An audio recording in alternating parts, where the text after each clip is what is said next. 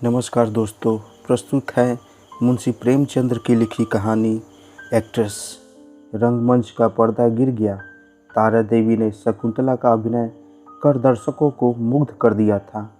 जिस समय वह शकुंतला के रूप में राजा दुष्यंत के सम्मुख खड़ी ग्लानिन, वेदना व तिरस्कार से उत्तेजित भावों को अग्नेय शब्दों में प्रकट कर रही थी, दर्शक वृंद शिष्टता के नियमों की उपेक्षा करके मंच की तरफ उन्मादों की भांति दौड़ पड़े थे और तारा देवी का सहयोगान करने लगे थे। किंतु ही तो स्टेज पर चढ़ गए और तारा देवी के कदमों में गिर पड़े। सारा स्टेज फूलों से पट गया, आभूषणों की वर्षा होने लगी। अगर उसी क्षण मेनका का विमान नीचे आकर उसे उड़ा न ले जाता तो कदाचित उस धक्का मुक्की में 10-5 आदमियों की जान पर बन आती। मैनेजर ने फौरन आकर दर्शकों को गुणग्राहकता का धन्यवाद दिया और वादा भी किया कि दूसरे दिन पुनः वही तमाशा होगा। तब लोगों को मनोवेद शांत हुआ, मगर एक युवक उस समय भी मंच पर खड़ा रहा। लंबे कद का था, तेजस्वी मुद्रा, कुंदन का सा रंग, देवताओं का रूप, गठी हुई देह, चेहरे से एक ज्योति सी प्रकाशित हो रही थी। कोई राजकुमार लगता था। जब सारे दर्शकगण बाहर निकल गए, उसने मैनेजर से पूछा, क्या मैं तारा देवी से एक पल के लिए मिल सकता हूँ? मैनेजर ने उपेक्षा भाव से कहा, हमारे यहाँ कोई नियम नहीं है। युवक ने पूछा, क्या आप मेरा कोई पत्र उसके पास भेज सकते हैं? मैनेजर ने उसी अपेक्षा के भाव से कहा, जी नहीं, माफ़ कीजिएगा, यह हमारे नियमों के विरुद्ध है। युवक ने और कुछ न कहा, निराश होकर स्टेज के नीचे उतर पड़ा तथा बाहर जाना ही चाहता था कि मैनेजर ने पूछा, जरा रुकिए, आपका कार्ड? युवक ने जब से कागज का एक टुकड़ा निकालकर कुछ लिखा तथा दे दिया। मैनेजर ने पुर्जे को उड़ती हुई नज़र से देखा। कुंवर निर्मलकांत चौधरी OBE। मैनेजर की कठोर मुद्रा कोमल हो गई।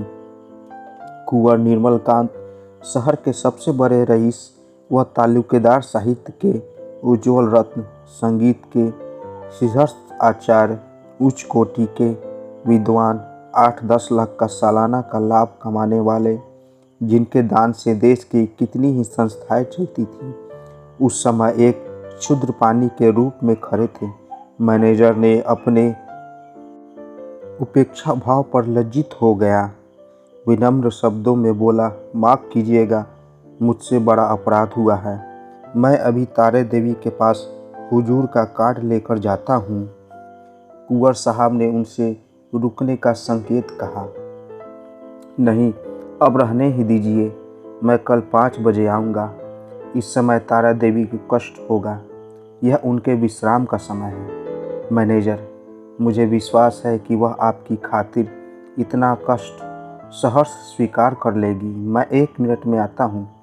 किंतु कुंवर साहब अपने परिचय देने के पश्चात जब अपनी आतुरता पर संयम का पर्दा डालने के लिए विवश थे, मैनेजर को सज्जनता का धन्यवाद दिया तथा कल आने का वादा करके चले गए।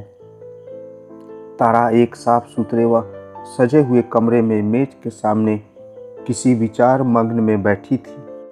रात का वह दृश्य उसकी आँखों के समक्ष नाच रहा था। ऐसे दिन जीवन में क्या बार बार आते हैं? कितने मनुष्य उसके दर्शनों के लिए विकल हो रहे थे, बस एक दूसरे पर गिर पड़ते थे। कितनों को उसने अपने पैरों से ठुकरा दिया, हाँ ठुकरा दिया था, पर उस समूह में केवल एक दिव्य मूर्ति अविचलित रूप से खड़ी थी। उसकी आंखों में कितना गंभीर अनुराग था, कितना दृढ़ संकल्प। ऐसा जान पड़ता था जैसे दोनों नेत्र उसके हृदय में चुभे जा रहे हों। आज फिर उस पुरुष के दर्शन होंगे अथवा नहीं, कौन जानता है। लेकिन यदि आज उनके दर्शन न हुए तो तारा उनसे एक बार बातचीत किए बिना न जाने देगी। यह सोचते हुए उसने आईने की तरफ देखा। कमल का सा फूल खिला था। कौन कह सकता था कि वह नव विकसित पुष्प 35 वर्षों की बहार देख चुका था। वह कांति, वह कोमलता, वह चपलता, वह माधुर्य किसी भी नौयौवना को लज्जित कर सकता था। तारा एक बार फिर हृदय में प्रेम का दीपक जला बैठी। आज से 20 वर्ष पूर्व एक बार उसको प्रेम का कटु अनुभव हुआ था। तब से वह एक तरह का वैधव्य जीवन व्यतीत करती है। कितने प्रेमियों ने अपना हृदय उसको भेंट करना चाहा था, परंतु उसने किसी की तरफ आंख उठाकर भी न देखा। उसे उनके प्रेम में कपट की गंध आती थी, मगर आज उसका संयम उसके हाथ से निकल गया। आज पुनः उसके हृदय में उसी मधुर वेदना का अनुभव हुआ जो 20 वर्ष पहले हुआ था। एक पुरुष का सौम्य स्वरूप उसकी आंखों में बस गया, हृदय पट पर खिंच गया। उसे वह किसी प्रकार भूल न सकती थी। उसी पुरुष को उसने मोटर पर जाते देखा होता तो कदाचित उधर ध्यान भी न देती, पर उसे अपने सम्मुख प्रेम का उपहार हाथ में लिए देखकर वह स्थिर नहीं रह सकी।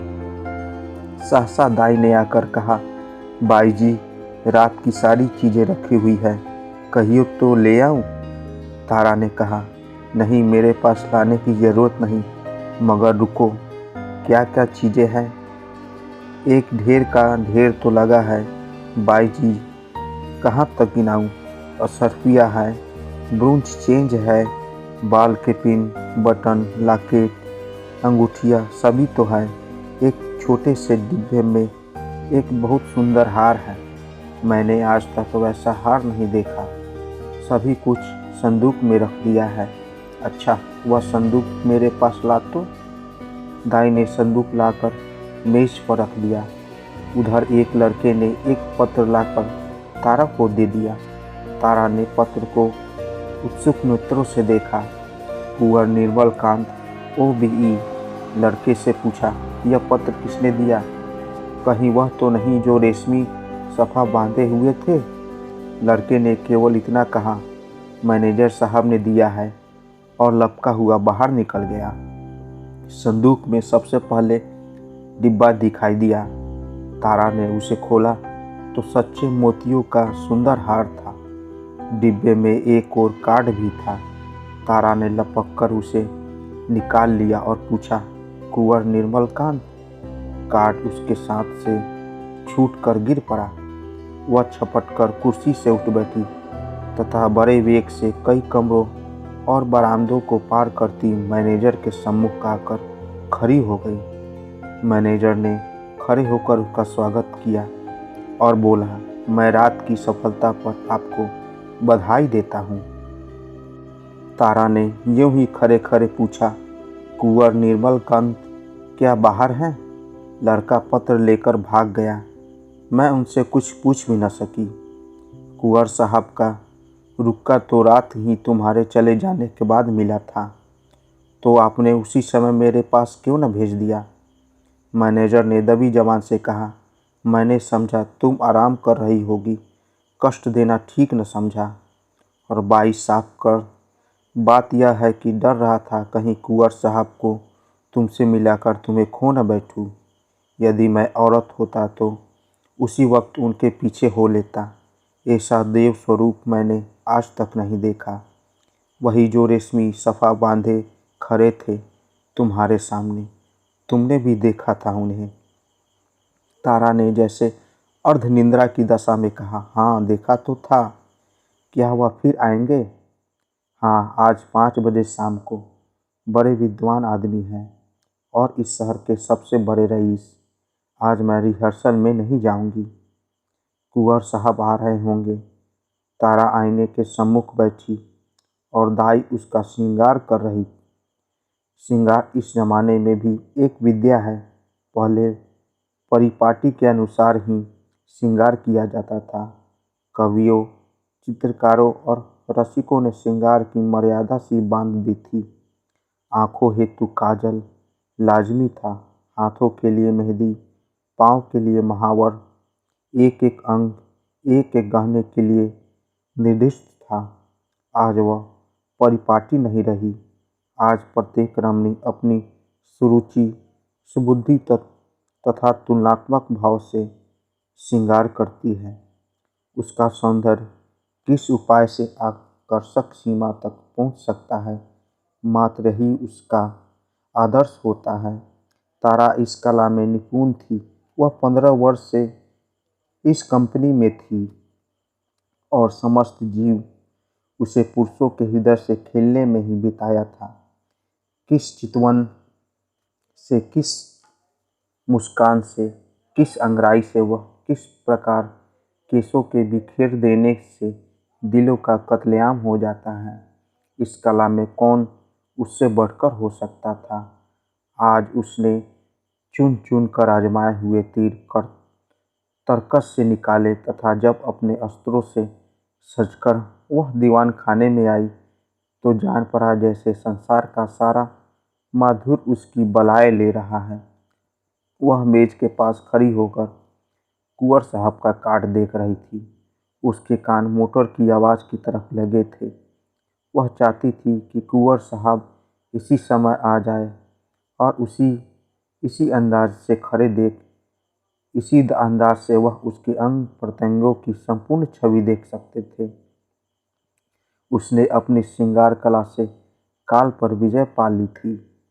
कौन कह सकता है कि यह चंचल नव यौवना उस आयु को पहुंच चुकी है जब हृदय की शांति की इच्छा होती है। वह किसी आश्रय हेतु आतुर हो उठता है और उसका अभिमान नम्रता के आगे शीश झुका देता है। तारे देवी को ज़्यादातर इंतजार न करना पड़ा। कुंवर साहब शायद मिलने के लिए उससे भी अधिक उत्सुक थे। 10 ही मिनट के बाद उनकी मोटर की आवाज़ आई। तारा देवी संभल गई। एक पल में कुंवर साहब ने कमरे में प्रवेश किया। तारा शिष्टाचार के लिए हाथ मिलाना भी भूल गई। प्रौढ़ अवस्था में भी प्रेम की उद्विग्नता व असावधानी कुछ कम नहीं होती। वह किसी सजलता युवती की भांति सिर झुकाए खड़ी रही। कुंवर साहब की निगाह आते ही उसकी गर्दन पर पड़ी। वह मोतियों का हार जो उन्होंने रात को भेंट किया था चमक रहा था। कुंवर साहब को इतना आनंद और कभी नहीं हुआ। उन्हें एक क्षण के लिए ऐसा जान पड़ा जैसे उनके जीवन की सारी अभिलाषा पूरी हो गई। बोले, मैंने आपको आज इतने सवेरे कष्ट दिया, क्षमा कीजिएगा। यह तो आपके आराम का वक्त होगा।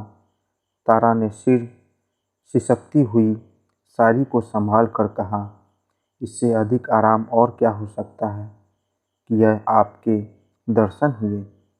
मैं इस उपहार के लिए आपको हृदय से धन्यवाद देती हूँ। तब तो आप कभी कभी भेंट होती रहेंगी। निर्मलकांत ने मुस्कुरा कर कहा, कभी कभी क्यों, रोज क्यों नहीं। आप चाहे मुझसे मिलना पसंद न करें पर एक बार इस त्योडी पर सिर को अवश्य ही झुका कर जाऊंगा। तारा ने मुस्कुरा कर उत्तर दिया, उसी समय, तब जब तक कि मनोरंजन की कोई नई वस्तु नजर न आ जाए। क्यों? मेरे लिए यह मनोरंजन का विषय नहीं, जिंदगी तथा मौत का सवाल है। हाँ, तुम इसे विनोद समझ सकती हो मगर परवाह नहीं। तुम्हारे मनोरंजन के लिए अगर मेरे प्राण भी निकल जाए तो मैं अपना जीवन सफल मानूंगा। दोनों तरफ से इस प्रीति को निभाने के वादे हुए। फिर दोनों ने नाश्ता किया तथा कल भोजन का न्योता देकर कुंवर साहब विदा हुए। 1 माह गुजर गया। कुंवर साहब दिन में कई कई बार आते। उन्हें एक क्षण का वियोग भी असह्य था। कभी दोनों बजरे पर दरिया की सैर करते, कभी हरी हरी घास पर पार्कों में बैठकर बातें करते, कभी गाना बजाना होता, नित्य नए प्रोग्राम बनते। पूरे शहर में मशहूर था कि ताराबाई ने कुंवर साहब को फांस लिया और दोनों से हाथों से संपत्ति लुटा रही है। मगर तारा के लिए साहब का प्रेम ही एक ऐसी संपत्ति थी जिसके सामने दुनिया भर की दौलत तुच्छ थी। उन्हें अपने सामने देखकर उसे किसी वस्तु की इच्छा ही नहीं होती थी। मगर 1 महीने तक इस प्रेम के बाजार में घूमने पर भी तारा को वह वस्तु न मिल सकी जिसके लिए उसकी आत्मा लोलुप हो रही थी। वह कुंवर साहब से प्रेम की अपार व अतुल प्रेम की, सच्चे और निष्कपट प्रेम की बातें रोज सुनती थी, मगर उसमें विवाह का शब्द न आने पाता था। मानो प्यासे को बाजार में पानी छोड़कर और सब कुछ मिलता हो। ऐसे प्यासे को पानी के अलावा और किस चीज़ की तृप्ति हो सकती है? प्यास बुझाने के बाद संभव है और चीज़ों की ओर उसकी रुचि हो, पर प्यासे के लिए तो पानी सबसे मूल्यवान पदार्थ है। वह जानती थी कि कुंवर साहब इस संकेत पर प्राण तक दे देंगे, मगर विवाह की बात ये उनकी जुबान से नहीं निकलती। क्या इस विषय का कोई पत्र लिखकर अपना आशय कह देना संभव था? फिर क्या वह उसको सिर्फ विनोद की वस्तु बनाकर रखना चाहते हैं? यह अपमान उनसे अब न सहा जाएगा। कुंवर के एक इशारे पर वह आग में कूद सकती थी, पर यह अपमान उसके लिए असह्य था। किसी सिंकल रईस के संग वह इससे कुछ दिन पहले शायद 1-2 महीने रह जाती तथा उसे नोच खसोट कर अपनी राह लेती, किंतु प्रेम का बदला प्रेम है। कुंवर साहब के साथ वह यह निर्लज जीवन व्यतीत नहीं कर सकती थी। उधर कुंवर साहब के भाई बंद भी गाफिल न थे। वे किसी तरह उन्हें ताराबाई के पंजे से छुड़ाना चाहते थे। कहीं कुंवर साहब का विवाह कर देना ही एक ऐसा उचित उपाय था जिसमें सफल होने की आशा थी, और यही उन लोगों ने किया। उन्हें यह डर तो न था कि कुंवर साहब इस एक एक्ट्रेस से विवाह करेंगे। हाँ, यह डर अवश्य था, कहीं रियासत का कोई हिस्सा उसके नाम न कर दे। डर उसके आगे आने वाले बच्चों की रियासत का मालिक बना दे। कुंवर साहब पर चारों ओर से दबाव पड़ने लगे, यहाँ तक कि यूरोपियन अधिकारियों ने भी उन्हें विवाह कर लेने की सलाह दी। उस दिन संध्या समय कुंवर साहब ने ताराबाई के पास जाकर कहा, तारा, देखो तुमसे एक बात कहता हूँ, मना मत करना। तारा का हृदय उछलने लगा। बोली, कहिए, क्या बात है? ऐसी कौन सी वस्तु है जिसे आपकी भेंट करके मैं खुद को धन्य समझूं? बात मुंह से निकलने की देर थी, तारा ने स्वीकार कर लिया तथा हर्षोन्माद की दशा में रोती हुई कुंवर साहब के कदमों में गिर पड़ी। एक क्षण के बाद तारा ने कहा, मैं तो निराश हो चली थी, आपने बहुत लंबी परीक्षा ली। कुंवर साहब ने जुबान दांतों तले दबाई, जैसे कोई अनुचित बात सुन ली हो। यह बात नहीं है तारा, यदि मुझे विश्वास होता कि तुम मेरी याचना स्वीकार कर लोगी तो कदाचित पहले ही दिन मैंने भिक्षा के लिए हाथ फैलाया होता, मगर मैं अपने को तुम्हारे योग्य नहीं पाता था। तुम सद्गुणों की खान हो, और मैं जो कुछ हूँ वह तुम जानती ही हो। मैंने निश्चय कर लिया था कि पूरी आयु तुम्हारी उपासना करता रहूँगा। शायद कभी प्रसन्न होकर तुम मुझे बिना मांगे ही वरदान दे दो। बस यही मेरी अभिलाषा थी। मुझ में यदि कोई गुण है तो यही है कि मैं तुमसे प्रेम करता हूँ और अपनी क्षुद्रता पर लज्जित हो जाता हूँ। तुम मेरे लिए सांसारिक नहीं, स्वर्गीय हो। मुझे आश्चर्य की इस बात समय में मारे प्रसन्नता के पागल क्यों नहीं हो जाता। कुंवर साहब बहुत देर तक अपने दिल की बातें कहते रहे।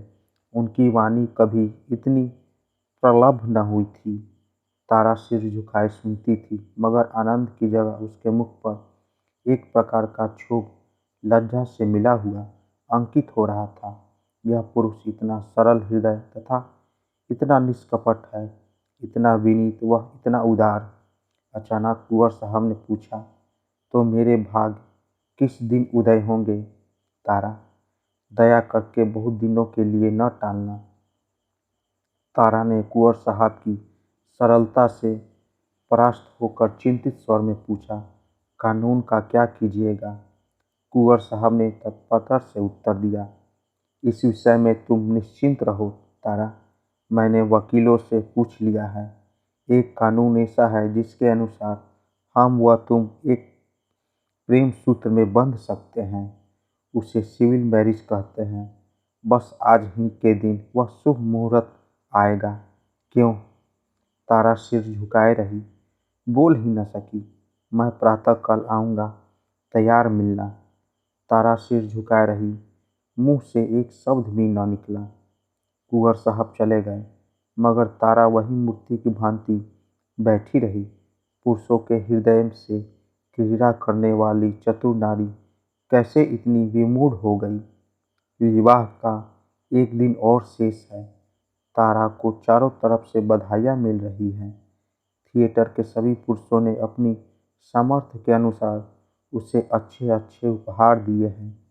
कुंवर साहब ने भी आभूषणों से सजा हुआ एक श्रृंगारदान भेंट किया है। उनको दो चार अंतरंग दोस्तों ने भांति भांति के सौगात भेजे हैं, मगर तारा के सुंदर मुख पर हर्ष की रेखा भी नजर नहीं आती। वह क्षुब्ध और उदास है।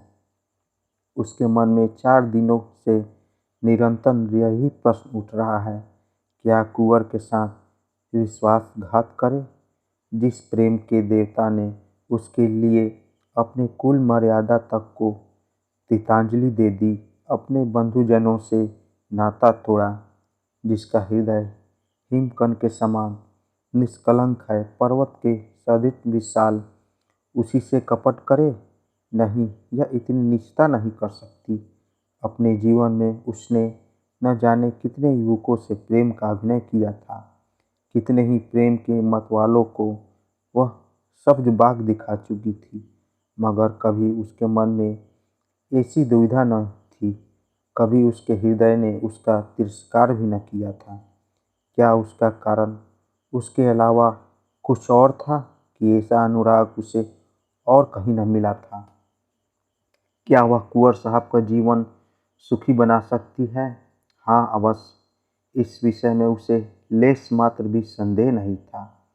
भक्ति के लिए ऐसी कौन सी वस्तु है जो साध्य हो, मगर क्या प्रकृति को धोखा दे सकती है? ढलते हुए सूर्य में मध्याकाश सा प्रकाश फैल सकता है? संभव है। वह स्फूर्ति, वह चपलता, वह विनोद, वह सरल छवि, वह तल्लीनता, वह त्याग, वह आत्मविश्वास, वह कहाँ से लाएगी, जिसके सम्मिश्रण को यौवन कहते हैं? नहीं, वह कितना भी चाहे मगर कुंवर साहब के जीवन को सुखी नहीं बना सकती। बूढ़ा बैल कभी जवान बछड़ों के संग नहीं चल सकता। आह, उसने यह दिन क्यों आने दिया? उसने क्यों कृत्रिम साधनाओं में, बनावटी श्रृंगार से कुंवर को धोखे में डाला? अब इतना सब कुछ हो जाने पर किस मुंह से कहेगी कि मैं रंगी हुई गुड़िया हूँ? जवानी मुझसे कब की विदा हो चुकी है। अब मात्र उसका पद चिन्ह रह गया है। रात के 11 बज रहे थे। तारा मेज के सामने इन्हीं चिंताओं में लीन बैठी हुई थी। मेज पर उपहारों के ढेर लगे थे, मगर वह किसी चीज़ की ओर आंख उठाकर भी न देखती थी। अभी 4 दिन पहले वह इन्हीं चीज़ों पर प्राण देती थी। उसे सदैव हमेशा ऐसी चीज़ों की तलाश रहती थी जो कल के चिन्हों को मिटा सके, परंतु अब उन्हीं चिन्हों से उसे घृणा हो रही थी। प्रेम सत्य है और सत्य असत्य दोनों एक साथ नहीं रह सकते। तारा ने सोचा, क्यों न यहाँ से कहीं भाग जाए, किसी ऐसी जगह चली जाए जहाँ कोई उसे पहचानता न हो। कुछ दिनों के पश्चात जब कुंवर का विवाह हो जाए तो फिर वह आकर उसे मिले और यह सारा वृतांत उसे कह सुनाए। इस समय कुंवर वह व्रजप्रात सा होगा। आज न जाने उनकी क्या दशा होगी, पर उसके लिए उसके अलावा और कोई मार्ग नहीं है। अब उनके दिन रो रो कर कटेंगे, लेकिन उसे कितना ही दुख क्यों न हो, वह अपने प्रियतम के साथ कपट नहीं कर सकती। उसके लिए इस स्वर्गीय प्रेम की स्मृति उसकी वेदना ही बहुत है। इससे ज़्यादा उसका अधिकार नहीं। दाई ने आकर कहा, बाई जी चलिए थोड़ा सा भोजन कर लीजिए, अब तो 12 बज गए हैं।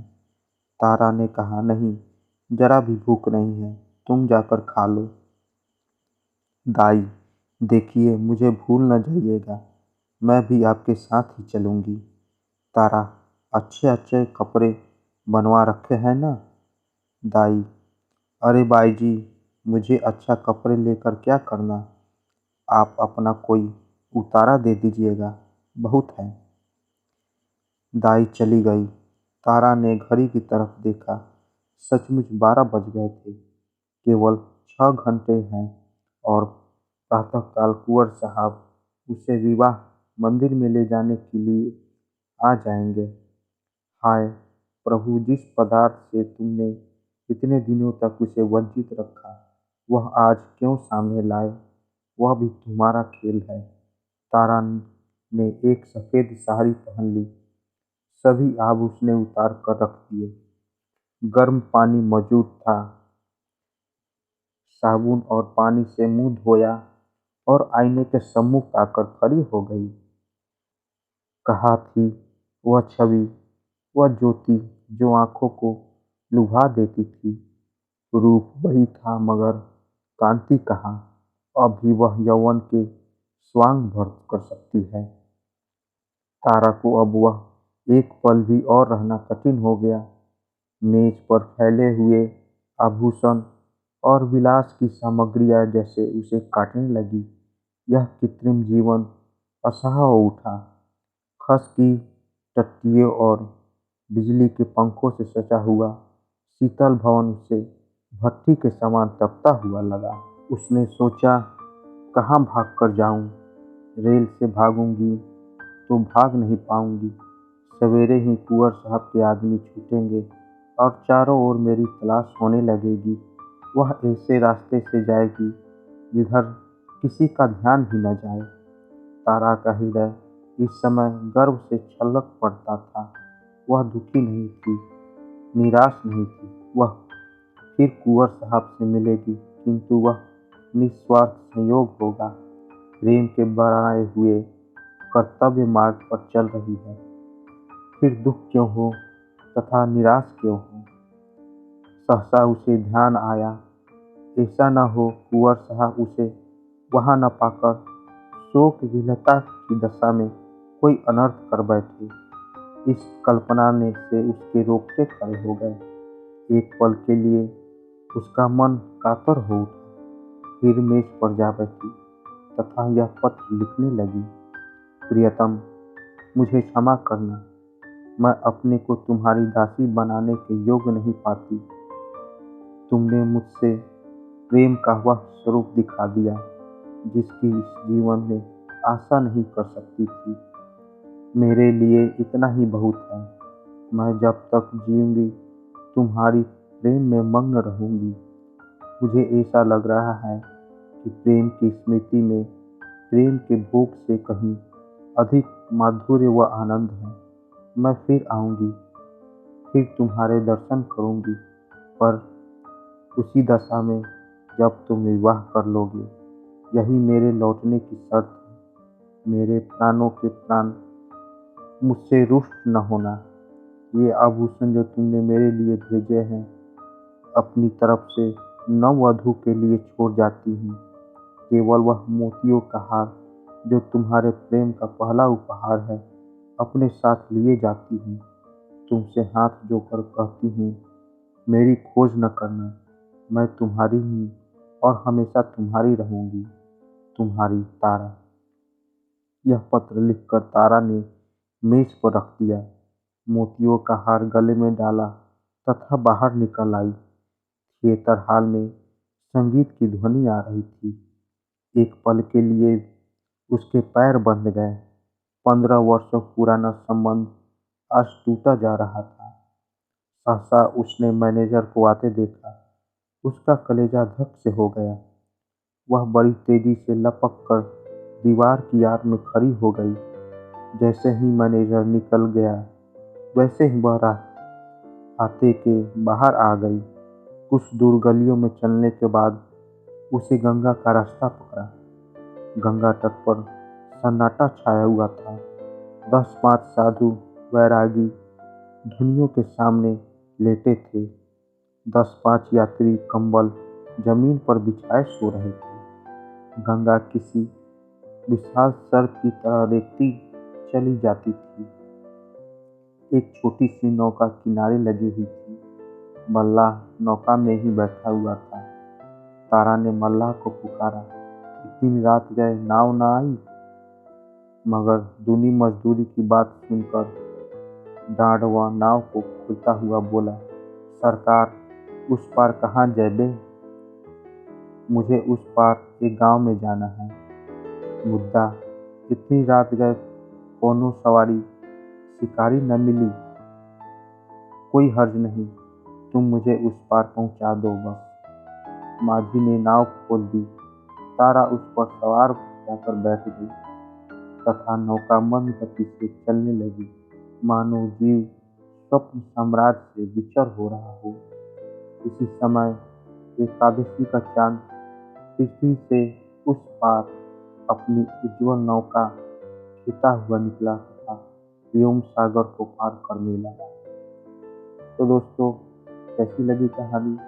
कहानी अच्छी लगी हो तो मेरे चैनल को जरूर सब्सक्राइब करें और साथ साथ बेल आइकन को भी जरूर दबाएं ताकि मेरी कहानी सबसे पहले आप तक पहुंचे। और साथ साथ कमेंट जरूर करें मेरी कहानी आप लोगों को कैसी लगी। तो दोस्तों, मिलते हैं एक नई कहानी के साथ एक नए वीडियो में। तब तक के लिए नमस्कार।